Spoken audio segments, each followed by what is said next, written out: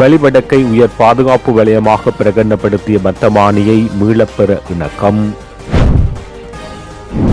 தேசிய பாதுகாப்புக்கு குந்தகம் இல்லாமலேயே காணிகளை விடுவிப்போம், யாழில் பாதுகாப்பு பிரதி அமைச்சர். அனுராதபுரத்தில் பௌத்த பிக்குவினால் பாதிக்கப்பட்ட சிறுமி, அமைச்சர் வெளியிட்ட கடுமையான அறிவிப்பு. இராணுவ குறைப்பை கடுமையாக விமர்சித்த சரத் பொன்சேகா.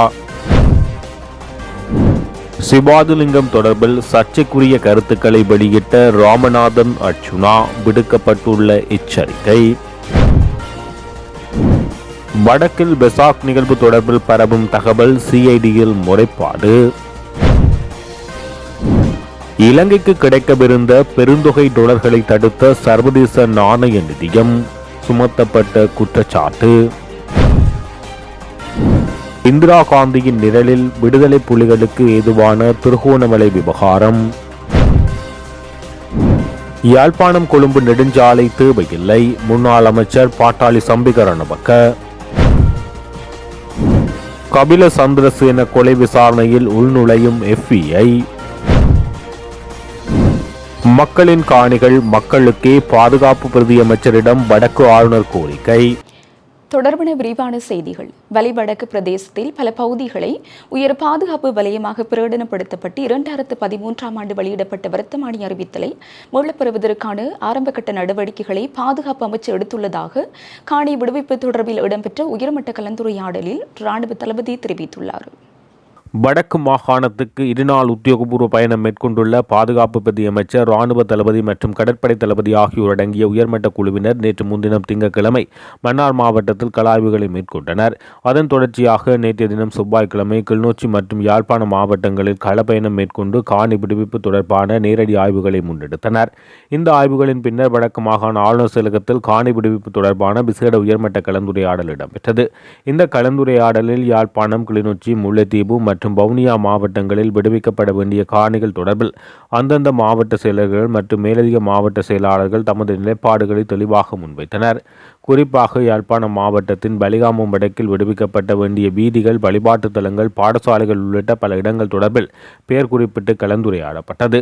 இவற்றில் உடனடியாக விடுவிக்கப்படக்கூடிய காணிகள் தொடர்பில் விசேட கவனம் செலுத்தப்பட்டது. பலிகாமம் வடக்கு பகுதியில் 2013ஆம் ஆண்டு வெளியிடப்பட்ட வட்டமானி ஊடாக உயர் பாதுகாப்பு வலயமாக பிரகடனப்படுத்தப்பட்டுள்ளமை குறித்தும் இதன்போது சுட்டிக்காட்டப்பட்டது. குறித்த வட்டமானி அறிவித்தலை மீளப்பெறுவதற்கான நடவடிக்கைகளின் அவசியம் வலியுறுத்தப்பட்ட நிலையில் பாதுகாப்பு அமைச்சதற்கான ஆரம்பகட்ட நடவடிக்கைகளை முன்னெடுத்துள்ளதாக இராணுவ தளபதி சபையில் அறிவித்தார். வடக்கில் தேசிய பாதுகாப்புக்கு பங்கம் ஏற்படாத வகையில் காணிகளை விடுவிப்பதற்கான சாதகமான நடவடிக்கைகள் முன்னெடுக்கப்படும் என பாதுகாப்பு பிரதி அமைச்சர் மேஜர் ஜெனரல் அருண் ஜெயசேகர தெரிவித்துள்ளார். காணி விடுவிப்புகள் தொடர்பில் வடமாகாண ஆளுநர் செயலகத்தில் நேற்றைய தினம் செவ்வாய்க்கிழமை இடம்பெற்ற விசேட உயர்மட்ட கலந்துரையாடலின் போது அவர் இதனை குறிப்பிட்டார். படையினரின் கட்டுப்பாட்டில் உள்ள பொதுமக்களின் காணிகளை விடுவிப்பது தொடர்பில் பாதுகாப்பு அமைச்சு மிகவும் தீவிரமான அக்கறையுடன் செயற்பட்டு வருகிறது.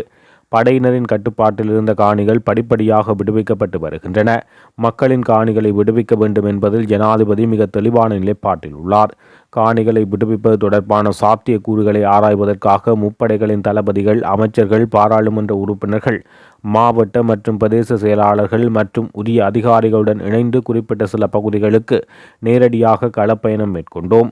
இதன்போது பாடசாலைகள், வழிபாட்டு தலங்கள் மற்றும் மக்கள் கூறும் குறிப்பிட்ட சில காணிகள் பாதுகாப்பு மற்றும் மூலோபாய முக்கியத்துவங்கள் குறித்தும் நேரில் ஆராயப்பட்டது. இந்த தகவல்கள் மற்றும் கள ஆய்வுகளின் முடிவுகள் அனைத்தும் கொழும்பில் உள்ள பாதுகாப்பு அமைச்சுக்கு கொண்டு செல்லப்பட்டு ஜனாதிபதி தலைமையிலான தேசிய பாதுகாப்பு சபையிலும் பாராளுமன்ற பாதுகாப்பு ஆலோசனை குழுவிலும் சமர்ப்பிக்கப்பட்டு விரிவாக ஆராயப்படும். தேசிய பாதுகாப்புக்கு பங்கம் ஏற்படாத வகையில் காணிகள் விடுவிப்பதற்கான சாதகமான நடவடிக்கைகள் முன்னெடுக்கப்படும். எவ்வாறாயினும் சில அதிமுக்கியமான பகுதிகளில் தேசிய பாதுகாப்பை கருத்தில் கொண்டே தீர்மானங்கள் எடுக்கப்படும். சில குறிப்பிட்ட காணிகளை விடுவிப்பதானது சிவில் விமான போக்குவரத்து அதிகார சபையின் தீர்மானங்களில் தங்கியுள்ளது. எனவே அதனுடன் தொடர்புடைய பிரச்சினைகளை தீர்ப்பதற்காக சிவில் விமான போக்குவரத்து துறை அமைச்சர், துறைசார் செயலாளர்கள் மற்றும் உயர் அதிகாரிகளை உள்ளடக்கிய விசேட உயர்மட்ட கூட்டம் ஒன்று மிக விரைவில் ஏற்பாடு செய்யப்படும் எனவும் தெரிவித்தார். அனுராதபுரத்தில் பாதிக்கப்பட்ட சிறுமி தொடர்பில் அவதூறான கருத்துக்களை வெளியிட்ட நபர் அதற்கு பொறுப்பு கூற வேண்டும். அது குறித்து பல முறைப்பாடுகள் கிடைத்துள்ளதாகவும் அமைச்சரவை பேச்சாளர் அமைச்சர் நலிந்த ஜெயதீச தெரிவித்துள்ளார். அமைச்சரவை தீர்மானங்களை அறிவிக்கும் வாராந்த ஊடகவியலாளர் மாநாடு செவ்வாய்க்கிழமை கொழும்பில் உள்ள அரசாங்க தகவல் திணைக்களத்தில் இடம்பெற்றது. இதன்போது ஊடகவியலாளர் எழுப்பிய கேள்விக்கு பதில் வழங்கும் போது அமைச்சரவை பேச்சாளர் இவ்வாறு தெரிவித்தார்.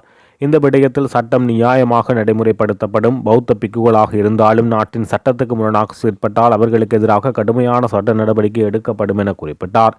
பௌத்த பிக்குகளாக இருந்தாலும் அவர்கள் நாட்டில் உள்ள நடைமுறை சட்டத்துக்கு முரணான வகையில் செயற்பட்டால் அவர்களுக்கு எதிராக எந்தவித பாகுபாடுமின்றி நிச்சயம் சட்டபூர்வமான நடவடிக்கைகள் எடுக்கப்படும். தற்போதைய சூழலில் கூட அவ்வாறு சட்டத்தை மீறுபவர்களுக்கு எதிராக எந்தவொரு தடையுமின்றி சட்டம் முறையாக நடைமுறைப்படுத்தப்பட்டு வருகிறது. அனுராதபுரத்தில் பாதிக்கப்பட்ட சிறுமியை மிக மோசமாக விமர்சித்தமை மற்றும் அவதூறு பரப்பியமை தொடர்பில் பல முறைப்பாடுகள் கிடைக்கப்பெற்றுள்ளது.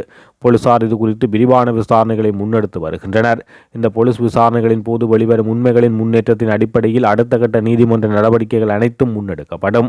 எவ்வாறாயினும் சமூக ஊடகங்களிலோ அல்லது ஏனைய வழிகளிலோ அவ்வாறு பொறுப்பற்ற முறையில் அவதூறு தெரிவிக்கப்பட்டமையால் பாதிக்கப்பட்ட குறித்த சிறுமிக்கும் அவரது தாயார் உள்ளடங்கலான ஒட்டுமொத்த குடும்பத்துக்கும் ஏற்படக்கூடிய கடுமையான மன உளைச்சல்களுக்கும் சமூக பாதிப்புகளுக்கும் அவ்வாறு கருத்து வெளியிட்ட நபர்கள் சட்ட ரீதியாக பொறுப்பு கூற வேண்டும். இதனை மிக சாதாரணமான ஒரு விடயமாக கருதி எவரும் இலகுவாக கடந்து சென்றுவிட முடியாது. இந்த சம்பவம் மற்றும் அதன் பின்னணி தொடர்பில் இதுவரையான காலப்பகுதிக்குள் 15க்கும் மேற்பட்ட நபர்களிடம் மிக விரிவான வாக்குமூலங்கள் பதிவு செய்யப்பட்டுள்ளது என போலீசார் உத்தியோகபூர்வமாக தெரிவித்துள்ளனர்.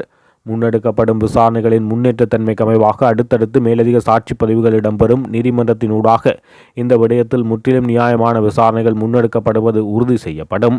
இலங்கை போலீசாரும் தேசிய நிறுவன பாதுகாப்பு அதிகார சபையும் இதில் முழுமையாக ஈடுபாட்டுடன் ஒருங்கிணைந்து விசாரணைகளை முன்னெடுத்து வருவதாக தெரிவித்தார்.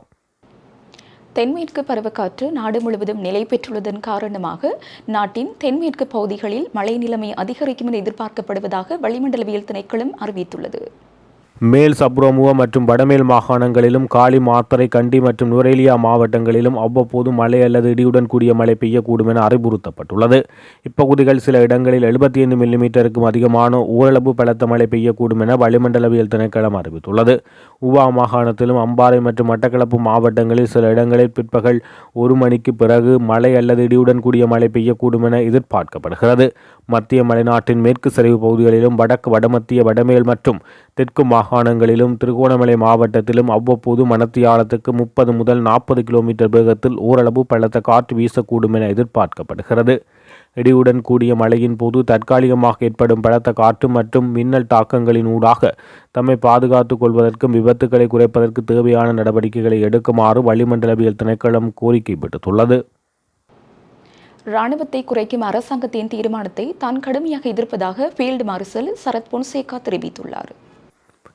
இராணுவத்தை குறைக்கும் அரசாங்கத்தின் தீர்மானத்தை தான் கடுமையாக எதிர்ப்பதாக ஃபீல்ட் மார்ஷல் சரத் பொன்சேகா தெரிவித்துள்ளார். தென்னிலங்கை தொலைக்காட்சிக்கு வழங்கிய சிறப்பு செவ்வியில் அவர் இவ்வாறு தெரிவித்தார். அந்த செவ்வியில் அவர் மேலும் தெரிவிக்கையில், அரசாங்கத்துக்கு சார்பான கருத்துக்களை தெரிவித்து வந்த ஃபீல்ட் மார்ஷல் சரத் பொன்சேகா தேசிய பாதுகாப்பு மற்றும் இராணுவ குறைப்பை கடுமையாக சாடினார். தற்போதைய இராணுவ தளபதி நான் இருக்கும்போது மேஜர் தரத்தில் இருந்தவர், பிரதி தளபதி கேப்டனாக இருந்தவர். நான் இருக்கும்போது 2 லட்சம் பேர் இராணுவத்தில் இருந்தனர். இப்போது 130,000 பேரே இருக்கின்றார்கள். எமக்கு கிடைத்த தகவலின்படி தற்போதும் இராணுவம் அப்படித்தான் இருக்கிறது. இனிவரும் காலங்களில் இந்த இராணுவம் மேலும் குறைக்கப்பட வேண்டும் என அரசாங்கம் குறிப்பிடுகிறது. நம் நாட்டுக்கு அது பொருத்தமற்றது. நான் அதை பொருத்தமானது என நினைக்கவில்லை. எனது அனுபவத்தின்படி நம் நாடு எப்போதும் பாதுகாப்பை தளர்த்தக்கூடாது என நான் நினைக்கின்றேன். கடந்த காலத்தில் கசப்பான அனுபவங்களை கொண்ட ஒரு நாடு ஒரு முறை அல்ல 3 முறை தெற்கிலும் வடக்கிலும் அனைத்து பகுதிகளிலும் பயங்கரவாதம் தலை தூக்கியிருந்தது. அத்தோடு வெளிப்புற தாக்கங்களும் ஏற்படலாம். கடந்த காலத்தில் நமக்கு அப்படியான பிரச்சனைகள் வந்துள்ளது. இதனால் பாதுகாப்பு எவ்வளவையும் தளர்த்தாமல் முப்படைகளும் வலுவாக வைத்திருப்பதுடன் புலனாய்வு பிரிவினரை மிகவும் வலுவாக வைத்திருப்பது அவசியமாகும் என தெரிவித்தார். புலம்பெயர் தமிழர்கள் யாழ் மாவட்ட முன்னாள் நாடாளுமன்ற உறுப்பினர் MK சிவாஜி லிங்கத்திற்கு நிதி அனுப்புவதால் தமக்கு நிதி கிடைக்காமல் போய்விடும் என்ற பொறாமையில் நாடாளுமன்ற உறுப்பினர் ராமநாதன் அர்ச்சுனா கூச்சலிடுவதாக சாவகச்சேரி நகரசபையின் உபநகரபிதா ஞானப்பிரகாசம் கிஷோர் தெரிவித்துள்ளார். MK சிவாஜிலிங்கத்தின் மருத்துவ செலவுக்கு சேகரிக்கப்படும் நிதி குறித்து ராமநாதன் அர்ச்சுனா தெரிவித்த சர்ச்சையான கருத்துக்கு பதிலளிக்கும் போது அவர் இதனை தெரிவித்தார். யாழ் மாவட்ட முன்னாள் பாராளுமன்ற உறுப்பினர் MK சிவாஜிலிங்கத்தை விமர்சிப்பதற்கு இந்த மண்ணில் யாருக்கும் அருகதை இல்லை. பாராளுமன்ற உறுப்பினர் ராமநாதன் அர்ச்சுனா சிவாஜிலிங்கம் அவர்களின் மருத்துவ செலவுக்காக நிதி சேகரிப்பில் ஈடுபடுவது குறித்து மிக மோசமான கருத்தை முன்வைத்தார். ராமநாதன் அர்ச்சுனா இந்த மண்ணுக்கோ அல்லது மக்களுக்கோ ஒரு துளி கூட நன்மை செய்யாத ஒருவர். மக்களை ஏமாற்றி அரசியலுக்கு வந்த புலம்பெயர் மக்களிடம் கோடிக்கணக்கான நிதியை திரட்டி சொகுசு வாழ்க்கை வாழ்கின்றவர் ராமநாதன் அர்ச்சுனா. ஆகவே அவர் தன்னை போல் மற்றவர்களையும் சிந்திக்கிறார். புலம்பிய தேசங்களிலிருந்து சிவாஜிலிங்கத்துக்கு நிதி அனுப்பினால் தனக்கு நிதி கிடைக்காது என்ற கோபத்தில் அவர் இவ்வாறான மோசமான வேலைகளை செய்கிறார். ராமநாதன் அர்ச்சுனா வெளிநாட்டுக்கு சென்று அங்கே நின்று எமது மண்ணையும் எமது இளைஞர்களையும் விற்கின்ற வகையில் கருத்து தெரிவித்த போது நாங்கள் பகிரங்கமாக ஒரு கோரிக்கையை முன்வைத்தோம். அதாவது எமது யாழ்ப்பாண இளைஞர்களுடன் பகிரங்க விவாதத்துக்கு வருவதற்கு தயாரா என நாம் கேட்டிருந்தோம். அவர் வரவில்லை. அவருக்கு முதுகெலும்பில்லாதால் தான் விவாதத்துக்கு வரவில்லை. மீண்டும் நாங்கள் கேட்கிறோம், அர்ச்சுனா ராமநாதனுக்கு துணிவிருந்தால் முதுகெலும்பிருந்தால் யாழ்ப்பாண இளைஞர்களுடன் பகிரங்க விவாதத்துக்கு வாருங்கள். நீங்கள் சொல்கின்ற இடத்துக்கு எமது இளைஞர்கள் வருவதற்கு தயாராக இருக்கிறார்கள் என தெரிவித்துள்ளார்.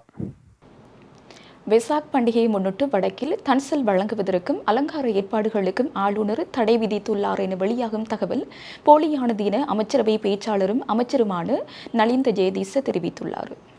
வெசாக் பண்டிகையை முன்னிட்டு வடக்கில் தன்சல் வழங்குவதற்கும் அலங்கார ஏற்பாடுகளுக்கும் ஆளுநர் தடை விதித்துள்ளார் என வெளியாகும் தகவல் போலியானது என அமைச்சரவை பேச்சாளரும் அமைச்சருமான நலிந்த ஜெயதீச தெரிவித்துள்ளார். இதன்போது வடக்கில் தன்சல் வழங்குவதற்கும் வெசாக் அலங்காரங்களை செய்வதற்கும் அம்மாகாண ஆளுநர் தடை விதித்துள்ளார் என சமூக வலைதளங்களில் பரப்பப்படும் பகிரப்பட்டு வரும் தகவல் தொடர்பில் கேள்வி எழுப்பப்பட்டது. இதற்கு பதிலளித்த அமைச்சர் நலிந்த ஜெயதீச இது பொய்யான செய்தியாகும். தேசிய சமத்துவம் மற்றும் நல்லிணக்கத்தை சீர்குலைக்கும் நோக்கில் இப்படியான போலியான செய்திகளை தயாரித்த நபர்களுக்கு எதிராக உரிய நடவடிக்கை எடுக்குமாறு கோரி வடக்கு மாகாண ஆளுநர் அலுவலகத்தால் சிஐடியில் முறைப்பாடு செய்யப்பட்டுள்ளது. எனவே வதந்திகளை நம்ப வேண்டாம் என நாமும் கோரிக்கை விடுப்பதாக தெரிவித்துள்ளார். இலங்கைக்கு வெளிநாடுகளில் இருந்து கிடைக்கவிருந்த 23 மில்லியன் அமெரிக்க டாலர் நன்கொடையை நாட்டுக்குள் கொண்டுவர சர்வதேச நாணய நிதியத்தின் விதிமுறைகள் அனுமதிக்கவில்லை என பிரபல கலைஞர் சங்கீத் விஜயசூரிய தெரிவித்துள்ளார். ஜனாதிபதி அனுரகுமார திசாநாயக்கவின் தேர்தல் வெற்றிக்கு பின்னர் இந்த தொகை கிடைக்கப்பெற்றிருந்தது என குறிப்பிட்டுள்ளார். இணைய ஊடகம் ஒன்றுக்கு வழங்கிய நேர்காணலில் அவர் இதனை தெரிவித்தார். கடந்த ஜனாதிபதி தேர்தலின் போது அனுரகுமார திசாநாயக்கவுக்கு தான் தீவிரமாக பிரச்சாரம் செய்ததை நினைவு கூர்ந்த சங்கீத், அனுர் ஆட்சிக்கு வந்தால் இலங்கைக்கு நிதி உதவி வழங்க வெளிநாட்டு ஆதரவாளர்கள் தயாராக இருப்பதாக தான் மேடைகளில் பகிரங்கமாக கூறியிருந்ததை ஒப்புக்கொண்டார். தேர்தல் வெற்றிக்கு பின்னர் ஆஸ்திரேலியா மற்றும் ஐக்கிய ராச்சியம் உள்ளிட்ட நாடுகளைச் சேர்ந்த 4 பேர் கொண்ட குழுவினர் இலங்கைக்கு சுமார் 23 மில்லியன் அமெரிக்க டாலர் நிதியுதவி வழங்க தயாராக இருப்பதாக தன்னிடம் தெரிவித்தனர் என சங்கீத் தெரிவித்துள்ளார். அவர்கள் இந்த தொகையை ஒரு முதலீடாக வழங்க விரும்பவில்லை. மாறாக பொருளாதார நெருக்கடியில் இருக்கும் இலங்கைக்கு ஒரு நேரடி நிதியுதவியாக மட்டுமே வழங்க முன்வந்தனர். கடந்த கால அரசாங்கங்கள் ஊழல்கள் மற்றும் தரகு கலாச்சாரம் காரணமாகவே அவர்கள் இதுவரை உதவி செய்யாமல் இருந்தனர் என அவர் குறிப்பிட்டார். எனினும் இந்த நிதியை கொண்டு வருவது தொடர்பாக அரசாங்கத்தின் அமைச்சர் ஒருவருடன் பேசிய போது அதற்கு தற்போதைய சூழலில் சாத்தியமில்லை என பதில் கிடைத்துள்ளது. சர்வதேச நாணய நிதியத்தின் தற்போதைய விதிமுறைகள் மற்றும் நாட்டின் நிதிச்சட்ட கட்டமைப்புகளில் இவ்வளவு பெரிய தொகையை நேரடியாக நன்கொடையாக நாட்டுக்குள் கொண்டு வர அனுமதி இல்லை என அந்த அமைச்சர் தன்னிடம் விளக்கியதாக சங்கீத் குறிப்பிட்டுள்ளார். கொழும்பு தொடக்கம் யாழ் வரையான நெடுஞ்சாலை திட்டத்திற்கு பதிலாக கொழும்பு குருநாகல் தம்புள்ளை ஹபரணி ஊடாக திருகோணமலை இணைக்கும் புதிய பொருளாதார வழித்தடத்தை உருவாக்கினால் மட்டுமே நாட்டின் உண்மையான பொருளாதார பலனை அடைய முடியும் என முன்னாள் அமைச்சர் பாட்டளிச்சம்பிக்க ரணவக்க தெரிவித்துள்ளார். உலக அரசியல் சௌரங்கத்தில் அமெரிக்கா மற்றும் சீனா ஆகிய வல்லரசுகளின் மூலோபாய வேறுபாடுகளை கவனத்தில் கொண்டு எதிர்கால உலகின் அதிகார போட்டி மிகவும் தீவிரமடைய போகிறது. 1820ஆம் ஆண்டு வரை உலக பொருளாதாரத்தில் ஈர்ப்பு விசை ஆசியாவில் இருந்தது. அது மீண்டும் ஆசியாவை நோக்கி நகர்கிறது. ராபர்ட் ஹாப்லானின் மன்சூன் நூலில் குறிப்பிட்டவாறு 21ஆம் நூற்றாண்டின் மிக முக்கியமான கடல் பிராந்தியமாக இந்திய பெருங்கடல் உருவெடுக்கும் நிலையில் இலங்கை தனது நகர்வுகளை மிகவும் கவனமாக முன்னெடுக்க வேண்டும். கொழும்பை மட்டுமே மையமாக கொண்டு அபிவிருத்தியை முன்னெடுக்கும் பழைய முறையை நாம் மாற்ற வேண்டும். கொழும்பு தொடக்கம் யாழ் வரையான நெடுஞ்சாலை திட்டத்துக்கு பதிலாக கொழும்பு குருநாகல் தம்புள்ளை கபரண ஊடாக திருகோணமலையை இணைக்கும் புதிய பொருளாதார வழித்தடத்தை உருவாக்கினால் மட்டுமே நாட்டின் உண்மையான பொருளாதார பலனை அடைய முடியும். திருகோணமலையை ஆசியாவுக்கான பிரதான நுழைவாயிலாக மாற்ற வேண்டும். நான் அமைச்சராக இருந்தபோது சம்பந்தன் உள்ளிட்ட வடகிழக்கு அரசியல் தலைவர்கள் மற்றும் பல்வேறு நிறுவனத்தின் வல்லுநர்களுடன் இணைந்து இந்த திட்டத்தை முன்னெடுக்க எடுத்த முயற்சிகள் இன்றும் பொருத்தமானவை. ஆசியா நாடுகளுடன் நேரடி பொருளாதார பிணைப்பை ஏற்படுத்தி ஏற்றுமதி மற்றும் கைத்தொழில் துறைகளை வலுப்படுத்துவதே இலங்கையை மீட்கும் ஒரே வழி என தெரிவித்துள்ளார். மர்மமான முறையில் உயிரிழந்த ஸ்ரீலங்கன் ஏர்லைன்ஸ் நிறுவனத்தின் முன்னாள் பிரதம நிறைவேற்று அதிகாரி கபில சந்திரசேனவின் கைபேசியை திறந்து அதில் உள்ள விவரங்களை ஆராய்வதற்காக அமெரிக்காவின் பிரதான புலனாய்வு அமைப்பான பெடரல் விசாரணை பணியத்தின் உதவி கோரப்பட்டுள்ளது. கொழும்பு குற்றத்தடுப்பு பிரிவினால் நேற்று கோட்டை நீதவான் நீதிமன்றத்துக்கு இந்த விடயம் அறிவிக்கப்பட்டுள்ளது. FBI அமைப்புக்கு இது குறித்து மின்னஞ்சல் மூலம் விடுக்கப்பட்டுள்ள கோரிக்கைக்கு அமைய அவர்களிடமிருந்து கிடைக்கும் ஆலோசனைகளை தொடர்ந்து கைபேசி தொடர்பிலான அடுத்த கட்ட நடவடிக்கைகள் முன்னெடுக்கப்படும் என புலனாய்வு அதிகாரிகள் நீதிமன்றத்தில் தெரிவித்தனர். கபில சந்திரசேனவின் மரணம் தொடர்பான நீதவான் விசாரணை மற்றும் மரண பரிசோதனை சாட்சி பதிவுகள் 5வது நாளாகவும் நேற்று கொழும்பு கோட்டை நீதவான் பசன் அமரசேன முன்னிலையில் எடுத்துக் கொள்ளப்பட்டது. இதன்போது மரண பரிசோதனைக்கான சாட்சியங்கள் வழங்குவதற்காக இரு சாட்சிகள் நீதிமன்றத்தில் முன்னிலையாகினர். அவர்களின் சாட்சியங்கள் பதிவு செய்யப்பட்டதன் பின்னர் மேலதிக சாட்சியங்களை பதிவு செய்வதற்காக நீதிமன்றத்தில் முன்னிலையாகுமாறு ஜனாதிபதி சட்டத்தரணி ரியன்சி அர்சகுலரத்ன மற்றும் அவரது உதவி சட்டத்தரணி முகாந்திரம் கே ஆகியோருக்கு அறிவிக்கப்பட்டதாக புலனாய்வு அதிகாரிகள் தெரிவித்தனர்.